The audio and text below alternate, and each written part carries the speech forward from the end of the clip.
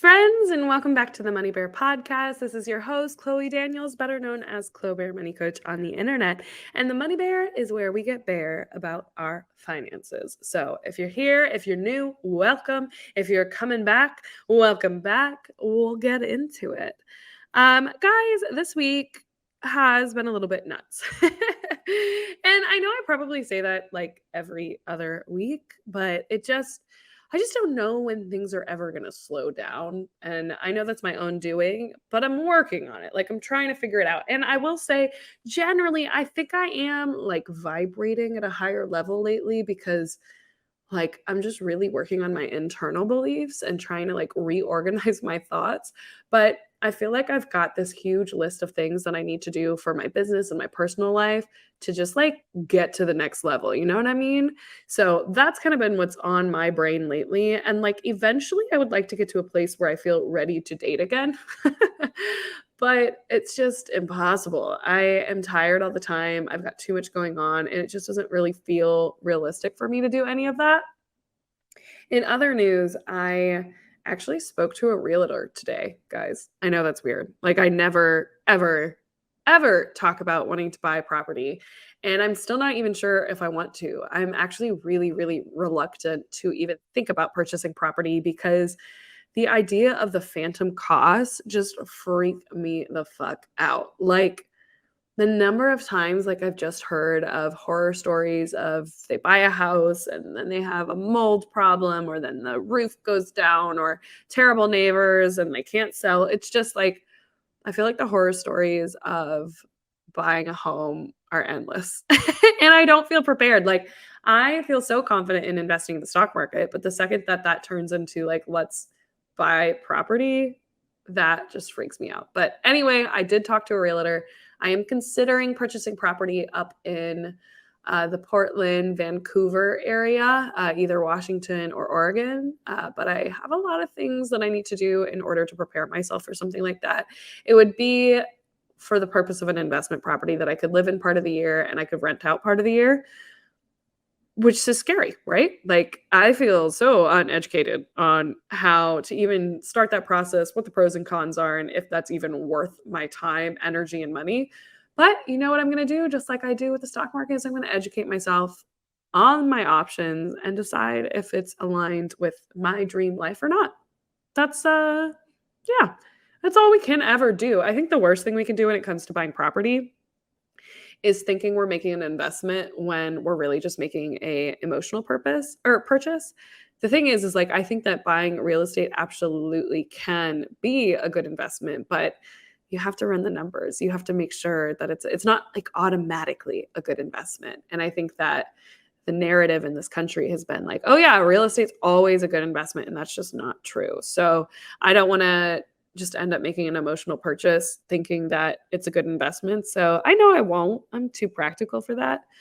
But I also don't want fear to ever be the thing that stops me from really doing anything.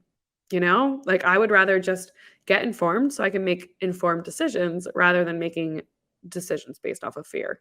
So I'm going to start gathering some information to decide if it's the best thing for me or not. But I guess this is a friendly reminder that there's nothing wrong with renting. Renting, especially in today's economy, can actually even be the smart financial decision. And I think that, again, this like continual narrative that home ownership is like the end all be all is like a farce, and it's like a trap to get people in debt and to have to work for the rest of their lives just to afford where they live. I'm not like anti-ownership by any stretch of the imagination. It's just I think that like everything, you've got to run the numbers if you're trying to do this from the perspective of an investment. So often people look at their homes as like forced savings. And it's like, but how are you going to get the money? You know, it's really not a forced savings because even if you got to retirement and like half your net worth or 70% or 90% of your net worth was in your home, well, what's your plan? Are you going to sell the home that you've been living in for 30 years and like then that's what you're going to live off of? And then what are you going to do with that money? Are you going to invest that money? How is that going to continue to grow and fund your lifestyle moving forward? And where are you going to live? So I think the idea that home ownership is the ultimate investment at no matter the cost is a pretty damaging message. So we don't subscribe to that here at the Clo Bear Money podcast. Instead, we focus on nuanced decisions and making decisions that are right for you and nobody else. That's why personal finance is so personal, is because what's right for me is not automatically what's right for you or somebody else. So if you've been feeling that pressure, especially with rising interest rates, and you're like, oh, I should have bought last year or the year before or the year before, I want you to take a deep breath and realize it's totally okay if you didn't. You can absolutely build wealth if you are renting. You can absolutely build wealth without a home.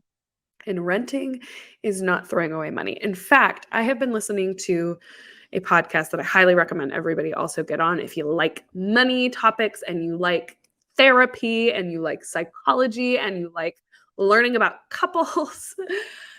Ramit Sethi has an amazing podcast called I Will Teach You to Be Rich, where he kind of plays therapist for folks who come onto his show to talk about their money issues. And he helps them in real time. He literally records these episodes of him like working through their money issues. And so many of them are like, oh, we bought a home just because we didn't want to be throwing away money on rent, but their home is what's like making them drown in their finances every month. Their home is why they can't save any money. Their home is why they feel trapped. Their home is why they're feeling stressed out.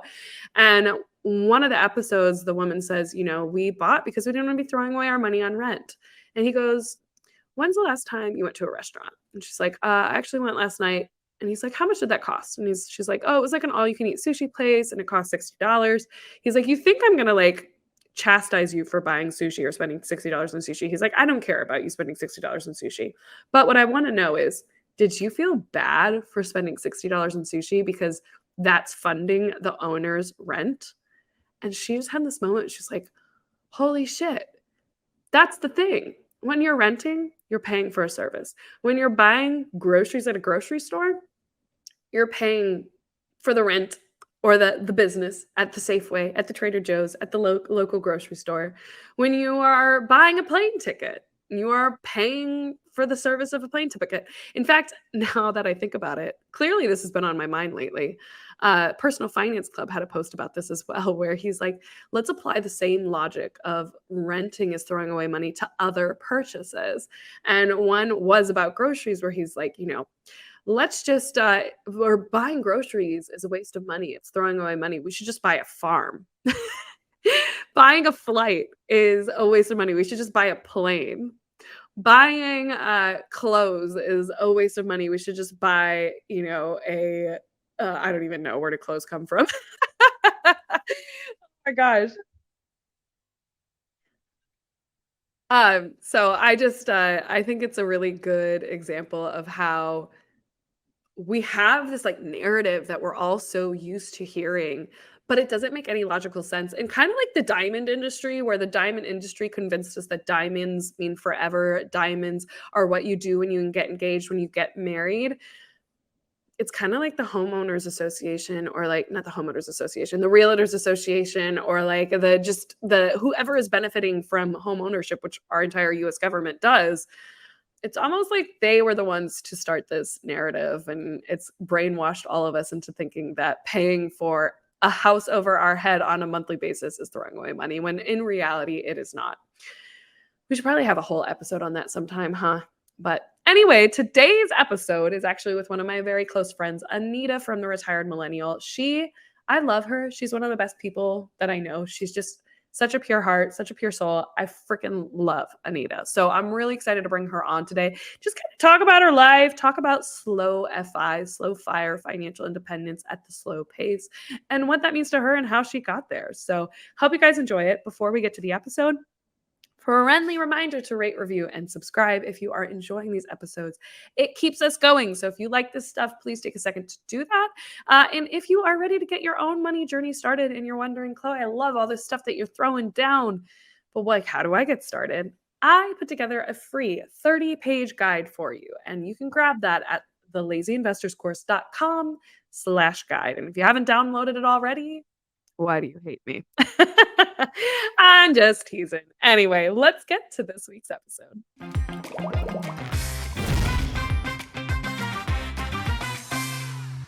All right, all right. Welcome back to the Money Bear podcast. Today we have one of my good friends, one of my favorite people on the internet on, and we have Anita from the Retired Millennial. Anita, welcome.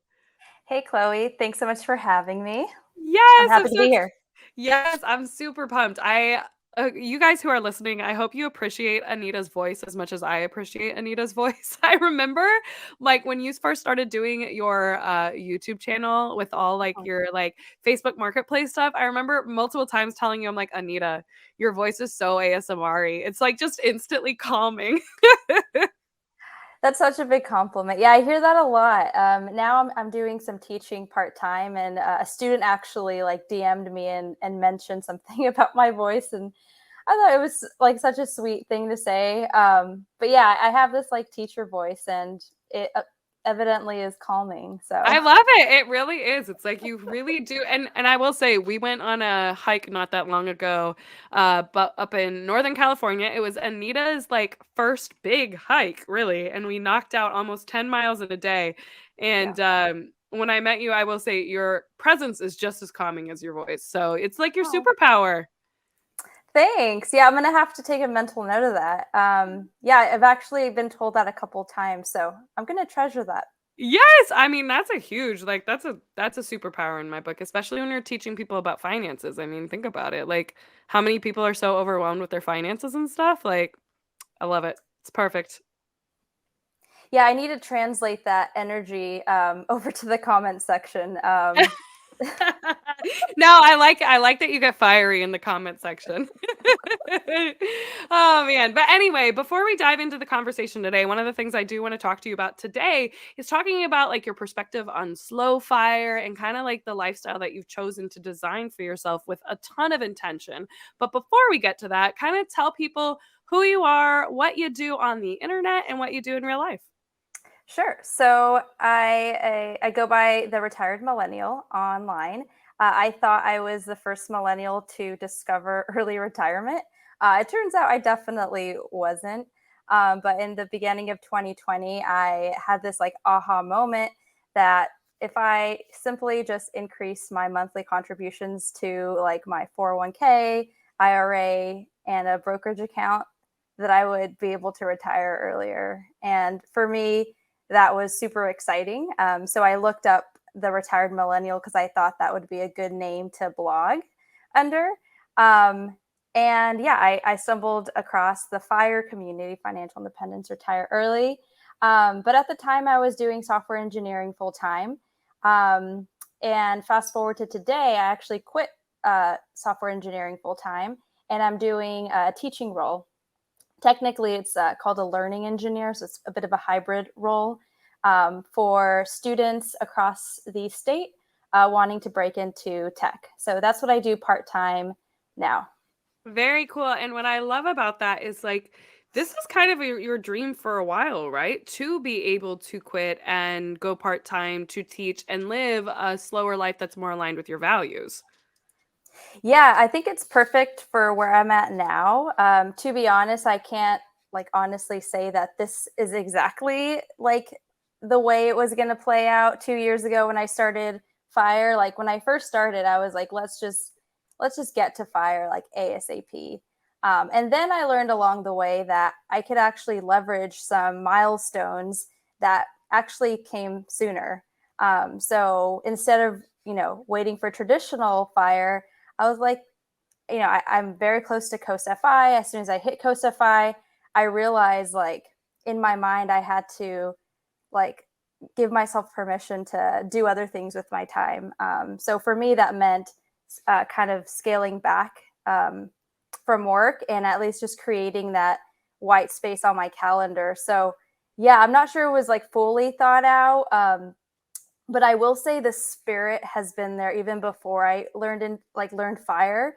I first learned about slow life, like slow living, and I still fully don't understand what it is entirely and like who it's for, like comprehensively. I'm very much like getting to understand that life, but I think intuitively like my preference has been like to be in a slower pace. Like part of the reason why I chose to live where I'm in the Monterey Bay, so Central Coast, a lot of like retirees.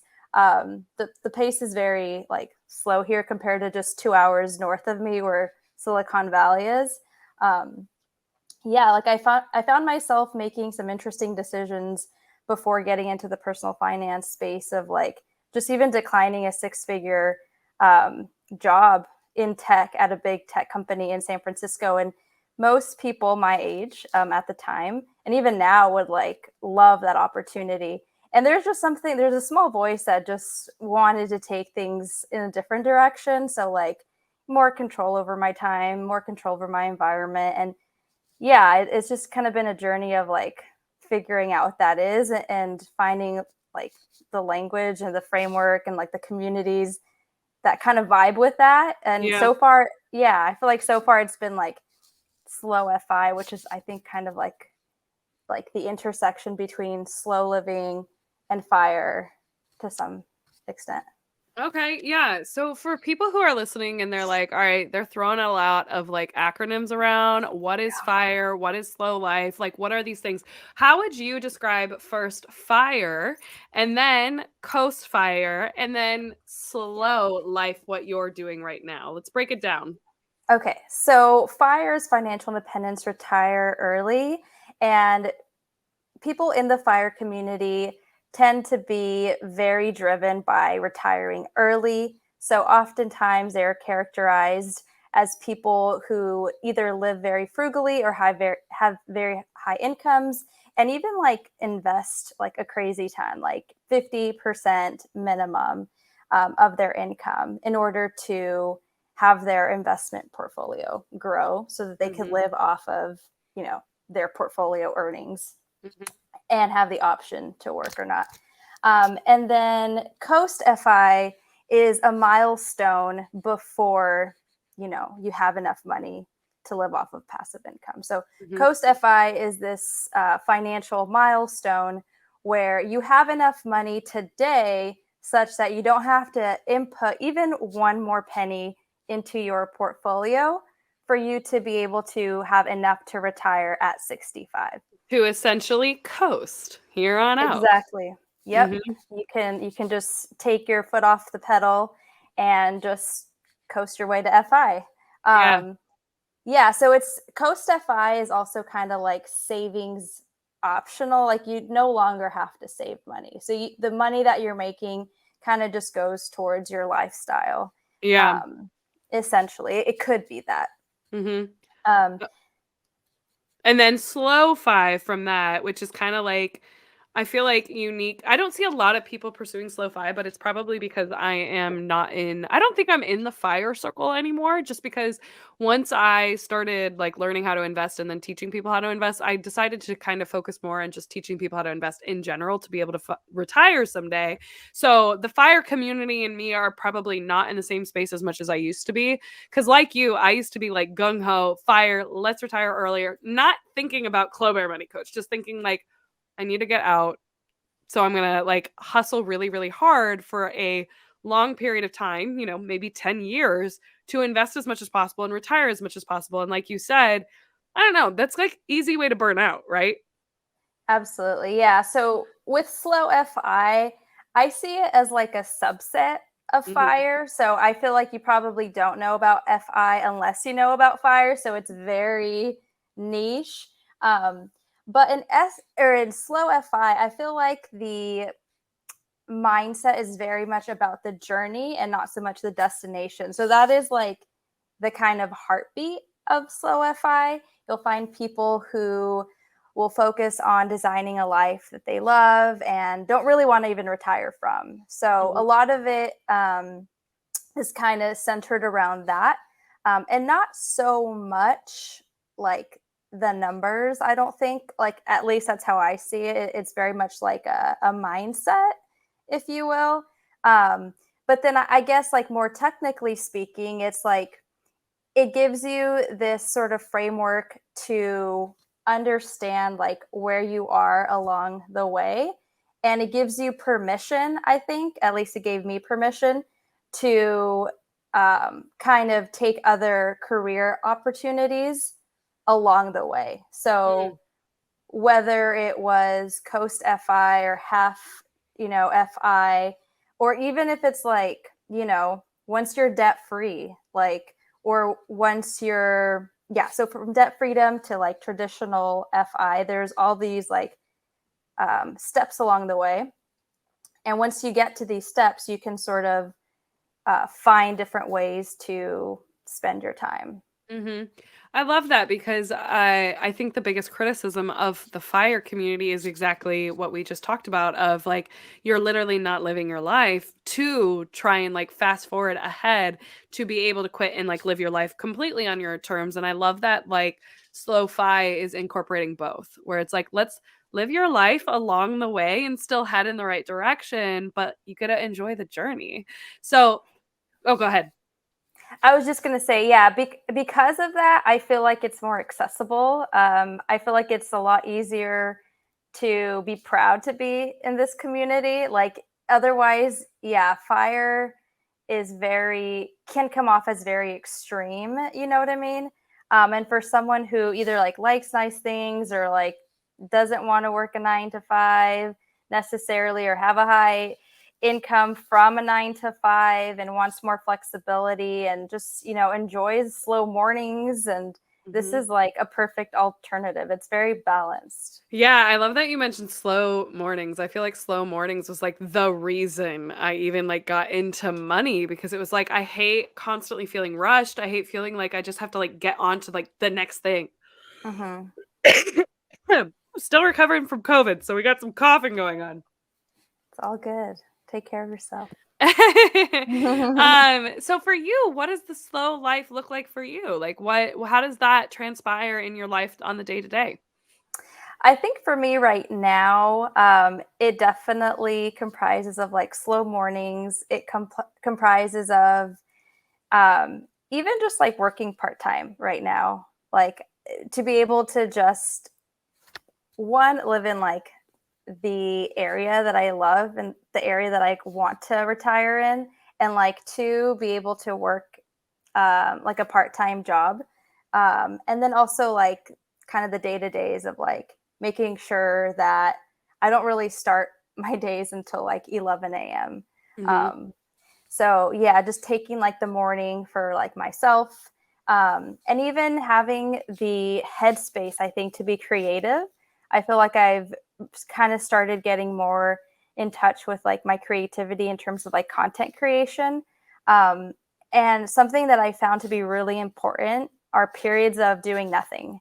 Mm. So like I actually intentionally will schedule like periods of nothingness, like whether that's like going to the dog park and just watching the dogs, not my phone, things like that, or watching like just nature. Yeah, so I find that to be very uh, critical. Um, yeah. To your creativity and happiness overall, it sounds like. Hmm.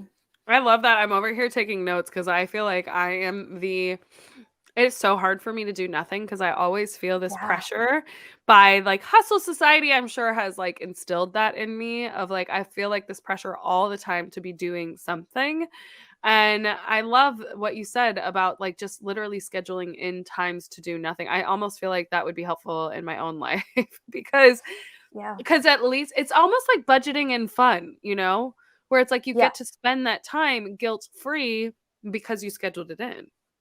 Yeah, it's maybe even a bit of an oxymoron, but like if you can schedule nothing, I think it'll pay.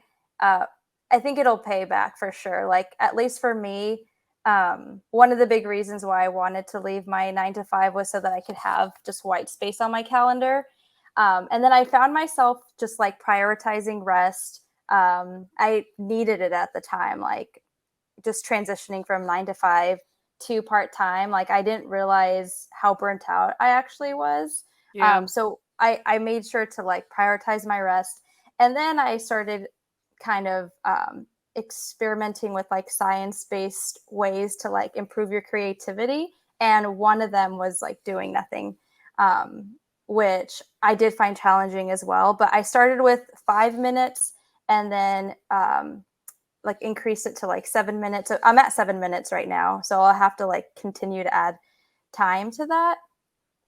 But it basically lets your mind that's so used to like concentrating on things rest. Like once you like don't have any stimulation going on, I forget what part of your brain it is, but yeah, like I guess different connections are made.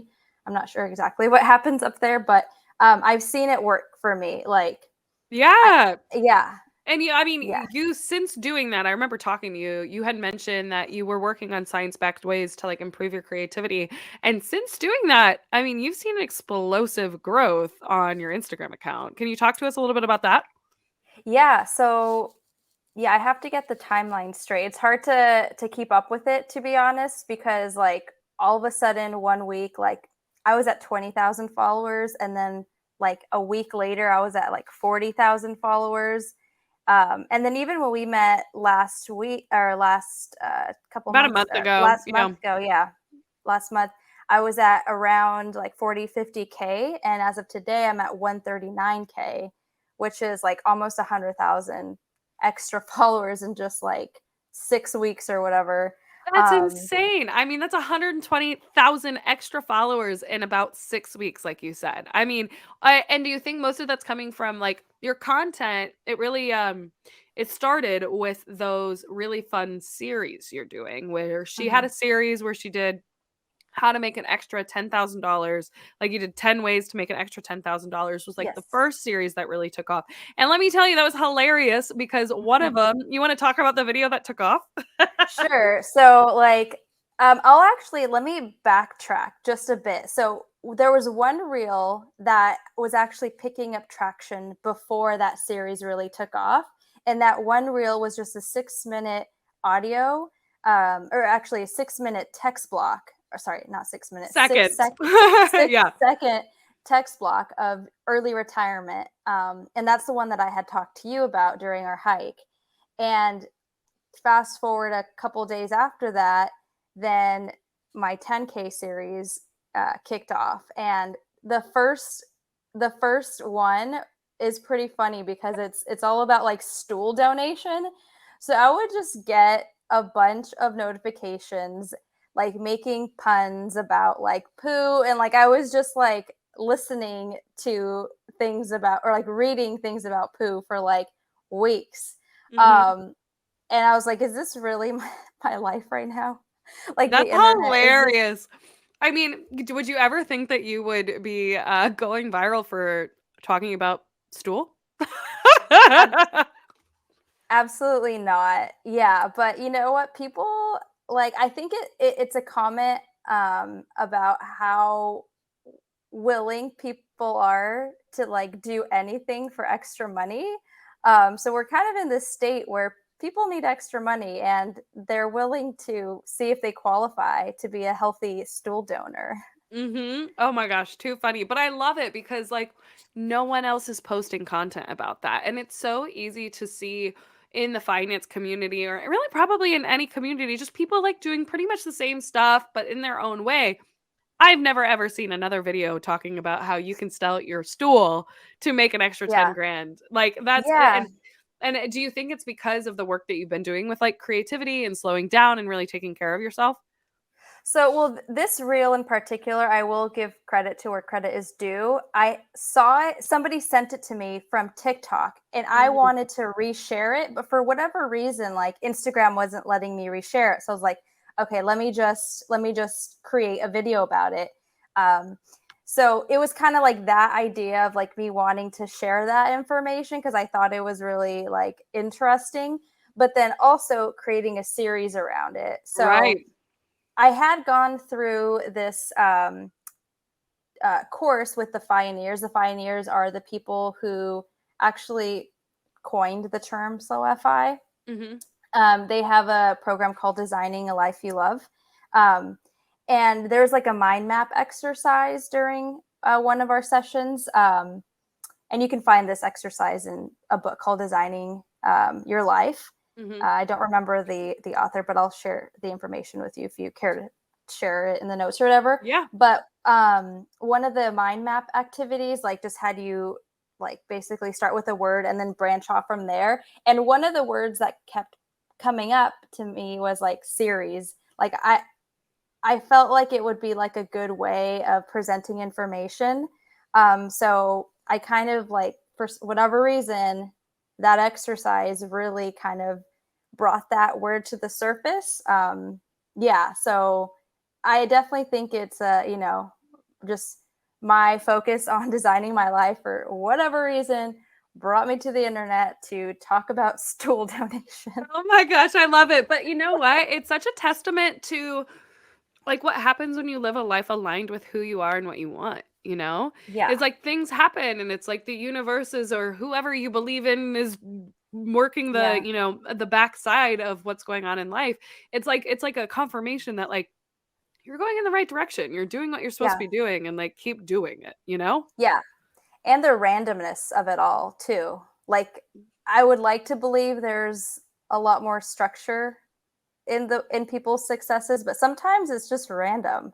That's the thing, and, like, you're literally just, like, shooting in the dark, and we're talking mostly about Instagram growth here, but honestly, it Yeah. probably applies in all levels of life of just you never know what's gonna stick and you never know what's gonna work, so you just keep trying stuff and trying to provide value, and I love the way that you are providing value on the Retired Millennial. I think it's really Yeah. unique in comparison to a lot of other folks as well. Thank you. Yeah, I try to keep it fresh, try to keep it relevant and inspiring, of course. I like to kind of teach things or present things in a way I wish they would have been presented to me. Just Yeah. the way my brain works, like it needs to be like explain it to me like I'm 5. Yes, no, I love that, and I mean, most people need that, and it's clearly shown that that is incredibly important. For you, so going back to you designing your slow life and getting to this place where probably a lot of people are listening right now and they're thinking, "Wow, she was able to go to part-time work and how did she do that? Like, how is that like, what steps did she take in order to even be able to take a pay cut, I'm Yeah. assuming? So Yes. what were kind of some of the, preparation steps you took? How did you get to where you are now, where you are able to kinda cut back at a really young age? You're what, 31 now? 32? Yes. Yes, okay, I remember you just had a birthday. I was like, "I think you just turned 31." So, how Yes. tell us a little bit about that because that's really unique that you were able to do that. Yeah, so I think, like I said, I didn't premeditate this plan. So it's not like I had a roadmap from like $0 or whatever, or 9 to 5 to part time. I really thought that I was going to leave my part time job, like, and not even do, sorry, I thought I was going to leave my full time job and not even do part time. Mhm. But once I hit that milestone, I had a really strong foundation, a financial foundation. So like one, I had my emergency fund. I had no like high consumer debt, anything that was kind of taking me back in my net worth. Um, and then I had that Coast FI pot of money. So like between like financial security, actually it was really just that. It was just like financial security that allowed me to get to where I'm at and make that decision.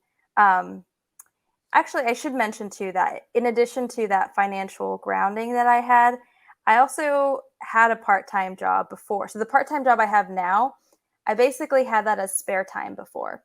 Mm. So Mhm. I was contributing to the curriculum of this program for like a couple of years before I actually converted to more hours. Mhm. Um, so yeah, it was one of those things that like it really actually like in retrospect did take a few years to get there, but I never knew that I was kind of leaning towards that goal. Yeah. Well, sometimes it just goes to show you you never know where you're heading, but like as long as you keep making decisions based off of what you need in that moment or what Hmm. you need at that time, you're going to end up somewhere that's going to be pretty decent, I would say. And this is only the beginning for you. So for you, now that you've reached this level of Coast Fire, have you cut back on how much you're investing and that's one of the reasons too you were able to take a pay cut or how are you still kind of full steam ahead with your investments?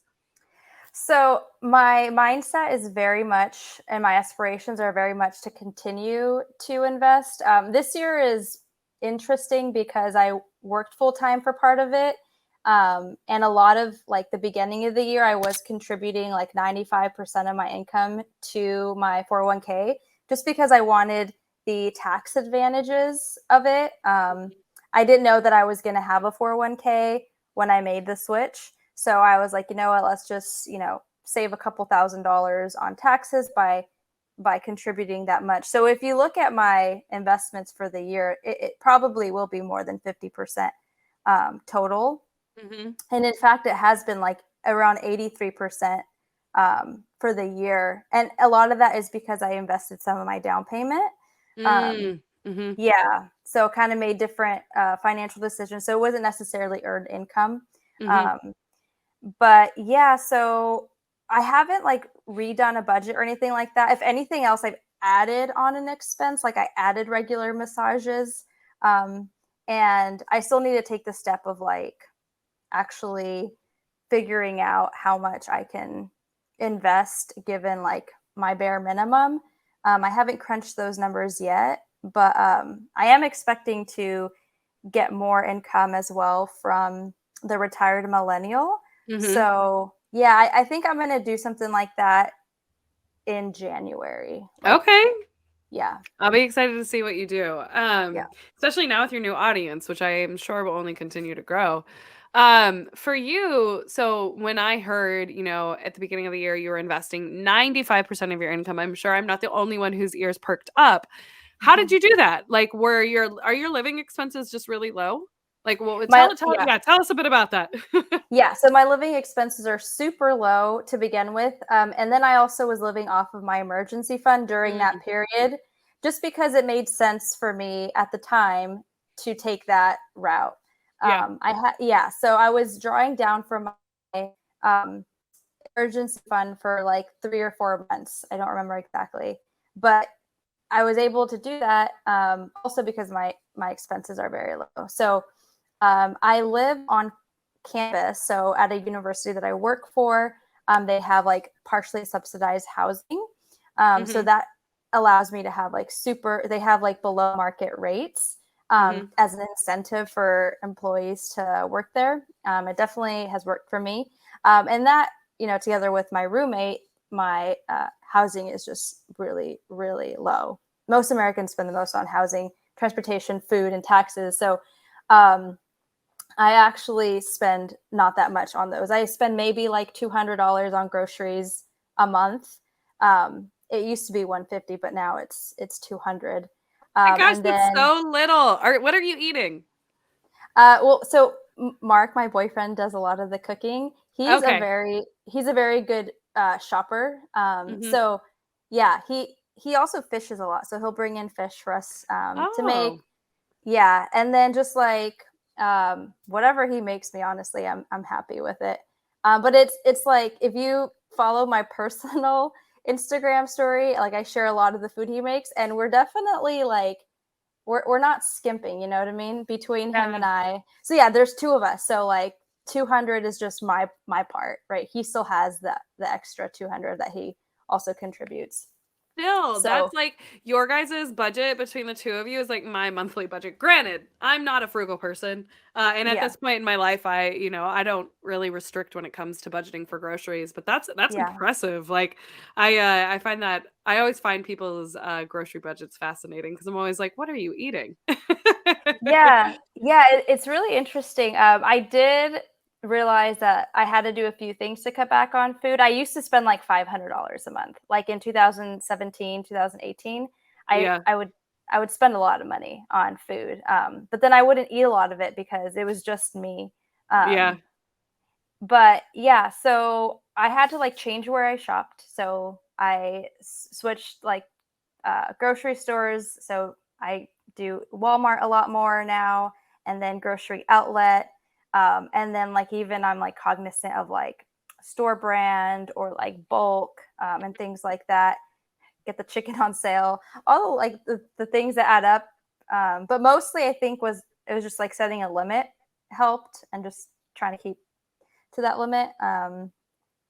What else? And transportation, I have a fully paid off car. I paid that car off, or I bought it in I think 2013. I've had it ever since, so it's Yeah. almost hitting 10 years with that car. I don't really drive that much either. And then taxes, I just maxed out my 401k. I save like thousands of dollars on taxes. So just between that, I think I'm at like $1,700 a month with with And my expenses. that's amazing. Wow. Yeah. But it sounds like it's just like stacking on like one small habit on top of another small habit that has led you to save that level amount. Where when you were growing up, was your family particularly frugal? So we like I definitely experienced like different financial statuses when I was growing up. Like at one point we were so poor that like my family lived in a garage. I didn't Oh. know that we were like that poor. Like it never really registered to me.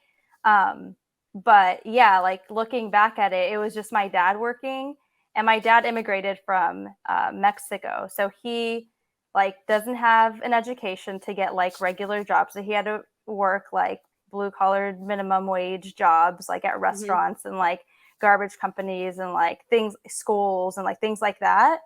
And then my mom would stay with us. At one point though, they built a business. They had a daycare together, Mm. and then they were earning like over six figures like 17 years ago. So they were doing really well for themselves. So there's been different periods. So yeah, at some points like I would get like $1 for Christmas. You know what I mean? Like Wow, I yeah. wouldn't like get anything. But then there's other points where I had all the toys I wanted. So like there's really been like a mix of things. Yeah, and like I would say my dad is definitely frugal. Um and my mom is like not. She's like for the furthest thing possible from being frugal. And I'm definitely in the middle. Mhm. Um for sure. But naturally, I am a spender. Like if you compare me and my boyfriend, I'm the spender. He's like the saver. Like I will buy like $200 slippers. Like I have my eye on a Louis Vuitton bag that I've been like creatively saving for using like cashback money. Like I Oh like nice my gosh. things. Yeah, Yeah. I love that. Knowing you, I would have never guessed that. Like even on your content, I don't think I would have ever guessed that you would naturally be a spender, because I'm always so impressed with how frugal you are and how intentional you are. Like you are, I think, one of the most perfect examples of being intentional. And I think that your intentionality has been able to like lead you to the place where you are now, where you do have that option to like live the life you want while still working a part-time job. But I think it's so cool to see the different ways that people, they're obviously our childhood has a lot to do Hmm. with like what we end up doing. So it's always interesting to Yeah. hear like what your childhood was and then how did that impact you now? Do you think that like that balance that you've achieved kind of comes from the fact that your parents had that balance approach? Or I not really, not a yeah. balance approach, they were just different.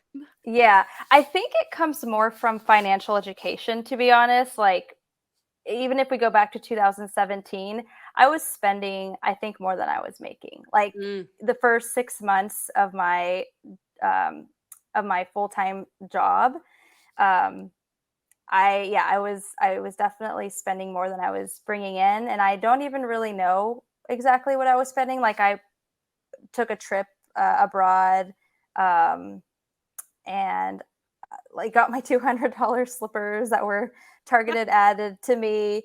And it wasn't really until like I actually saw all the numbers and like even went through some exercises of like, okay, what's a necessity, what's a need, and just kind of broke like personal finance down. Um, and like went through some exercises that I think as soon as I just realized if I just invest more, I will retire early. Like that's really all I needed to like, because now I guess you could say I spend a lot on investing. You know what I mean? yeah, Like, yeah. like yeah, I think like it's so easy for me to like dump money into the stock market, and I think it's because of that like spending nature.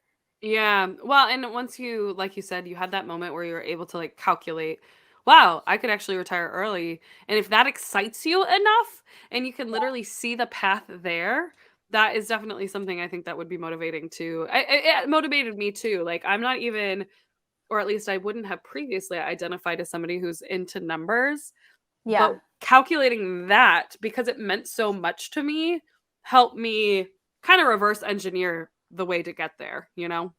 Mm-hmm. Yeah. Yeah, it definitely worked for me. Like just like finally seeing like the direct correlation between what I'm putting in. Because at the time I was putting in like $800 a month or something like that. And I was Yeah. like, wow, if I just bump that up, like let's make things happen, you know? Yeah, and you certainly made some things happen. I mean, Coast Fi at 31 years old is really, really cool. I feel so fortunate. Yeah. So if somebody is listening and they're like, all right, I am liking the stuff that Anita is talking about. This is something I want to pursue myself. What would you say are like some of the first steps that, you would recommend somebody who maybe was in your position in 2017, but it wants to take a similar path as you? What would be like the first three things you would recommend they do? I think taking like it sounds really dry and boring, but really like understanding where your money is going, like just doing some sort of audit where you like, have all of your monthly bills, and you have some sort of idea of like where your dollars are going. I think that's going to be huge. Like you might even be surprised. Like a lot of us just spend money without even like realizing like what we're spending on. So taking that approach, I feel like will take you very far. Like I feel like a lot of personal finance success is like spending management to Mm-hmm. some extent. So I would say like definitely, yeah, getting that expense audit together, and then kind of seeing where you are on your financial journey. So I like to think about the financial journey in terms of like a hierarchy, where at the bottom you have like your basic needs. Like, do you have enough to even fund your basic needs? If not, like, then you need to really be bringing in more income.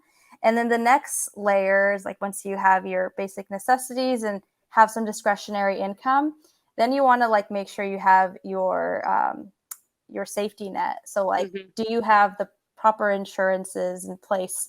Do you have your emergency fund? And then like graduating from that step, and you I guess could do this simultaneously, but then also like, do you have a retirement plan? Yeah. So getting like just a very simple, just automated transaction happening Mm-hmm. for you. I think honestly, like that is going to take you very, very far. Yeah, for sure.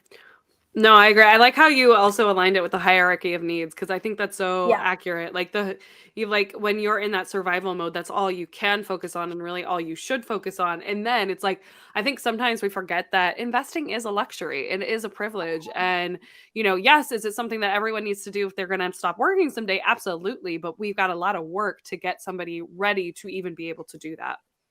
Yeah, like as much as I'm a huge fan of investing, it's really not the first step, but it's an important step to get to, and like Hmm. you should make it your goal to be able to invest enough to retire comfortably at the minimum. Yeah, for sure. For sure. Okay. So that was two, right? What's the third? Good question.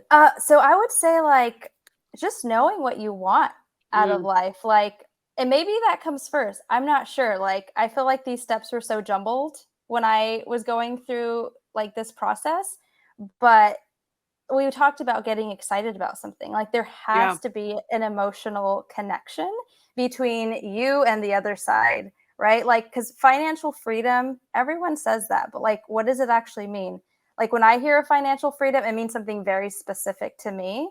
Like, it Hmm. means that I'm not going to be an exhausted mother because I know my energy levels, and like managing like that, like 5 years from now, like I know I'm doing my future self a service.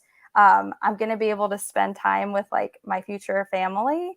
Um, and I also want to continue to like be an entrepreneur.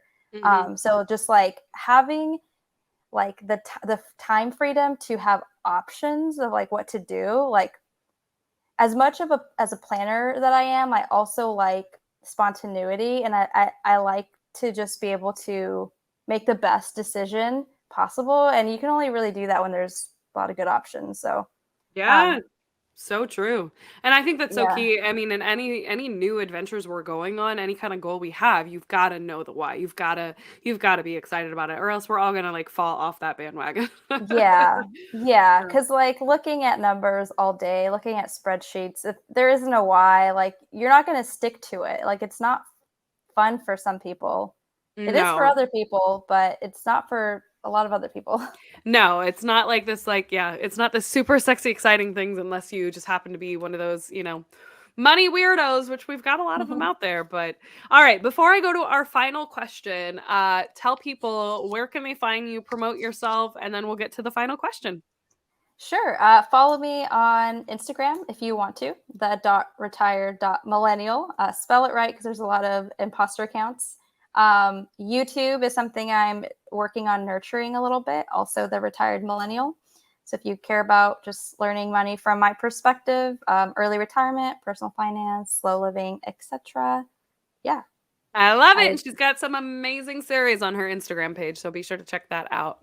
Okay. My final question that I ask everybody: what is your very first money memory? Mm, I don't have a great memory. Oh, So no. Okay. But what's the first one you can think of right now, even if it was recent? let's see. So give me a second to think about this one. Yeah. No worries. That was funny, though. I wasn't expecting your answer to be, I don't have a good memory. I really don't. It's so bad. Yeah, so probably let me think.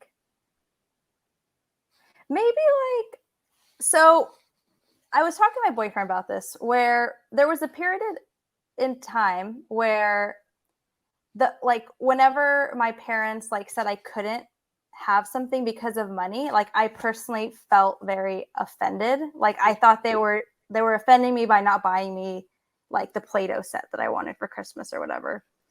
And I think like maybe a lot of my early memories about money weren't actually about money. They were like me being hurt like emotionally because I couldn't have the thing I wanted. I remember when I was really little, like maybe 6, there was this vest that I wanted, this jean vest, and my parents wouldn't buy it for me because they didn't have enough money.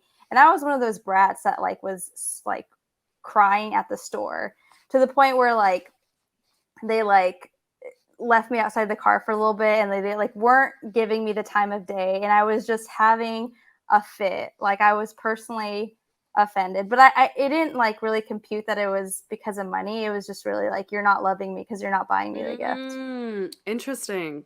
And then I would say like around 12 is when I realized that I would be offending my parents if I asked for something that they didn't have. And that point came where my parents got divorced around Mhm.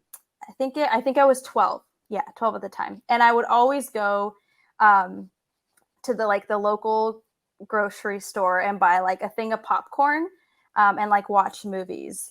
So I would just go and get myself my bag of popcorn, like extra butter, and Mhm. just watch whatever I was watching. So like I would buy the movie, buy the popcorn, and sometimes Dippin' Dots. There was a McDonald's close by at the time when McDonald's had that.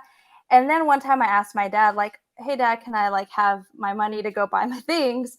And he said like, "Okay, like I'll give this to you, but like just be aware that like I'm not going to have that much more money." And then I felt really bad about it. Like Mm. then I felt like, yeah, I was just it was completely different than like 6-year-old me. Yeah, that's a huge shift. That's really interesting. That's yeah. One of my curiosities now is, did do you now? Would you say one of your love language is gift giving? Like, is Yeah. that how? Yeah, interesting. So even from like a really early age, that kind of cemented yourself or in your psyche, really, as like this is how you show love. And Mm-hmm. like even for you to your parents, it was like this is how I show love is by not needing these things or not, Mm-hmm. requesting these things. Yeah. Yeah. So Interesting. it's yeah, good question. Yeah, I love that. I love to like go back and think about how like these random decisions and random things that happen as kids impact the rest of our lives. Because I have you ever read Glennon Doyle's Untamed? No, not yet.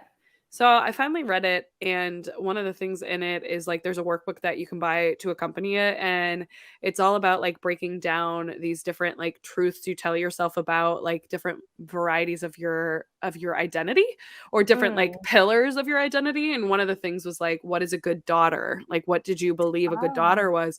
And as you were talking about, feeling bad about asking for money and how that like transformed over the years, that was definitely one of the things that I learned from an early age too, was like, oh, a good daughter doesn't need anything. A good daughter doesn't ask for Mm. anything. And I think now that's probably one of the reasons that I'm like, I always have a hard time asking for things. I have a hard time asking for Mm. help. I have a hard time asking for somebody to do something like, planning something or whatever.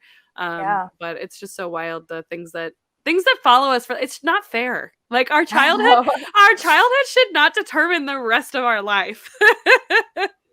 Yeah, we're just programmed that way. But yeah, it's really interesting because I did have to actually learn how to accept, like at a Mhm. certain point, and it could have been because of the money. Like if Yeah. I had been rich my whole life, maybe I would have been so good at just accepting gifts, like I was when I was like 6 to 12, getting all the Yeah. toys I wanted during the high points. But like because of the money scarring, I guess. I had to learn to like accept things. And someone actually once told me like, "Let me just bless you." It's like, okay, like they had asked me like what I wanted from a store, um, and I was like eyeing a shirt and a mug, and I was like, I don't know which one I want, and I was planning on buying it, but they're like, no, like I'll take care of it for you, and like I'll buy you both. And I just like had a hard time just accepting that. And this Yeah. person was making like a ton of money too.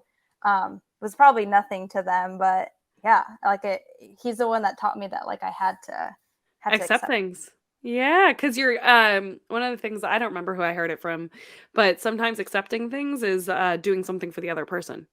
Because Yeah, you're letting them gift something to you. You're letting them do something for you. yeah, Yeah, yeah. And that's so I cool. didn't really think there was much of an art to accepting, but it turns out there's as much of an art to accepting as there is to giving. Yes, that's so Yeah. true. So true. Ah, I love it. Well, I always love talking to you. So thank you so much for coming on to the podcast today. I hope somebody listening learned about the slow life. And if you guys are looking to learn more about Anita, we've got all her links down in the show notes. I hope you guys enjoyed Anita as much as I did. She's a freaking amazing human being, and I just feel lucky to know her, and also so glad we were able to get her on the podcast. So thank you guys for listening. If you made it this far, friendly reminder to please rate, review, and subscribe. It helps us out a lot. And since we're talking about money, friendly reminder that none of the information in this show is meant to be construed as financial advice. It's for entertainment and educational purposes only. And if you want to check out our full terms and conditions, just head on over to clobear.com and search for our terms and conditions. So appreciate you all, and I'll see you all next week. Bye-bye.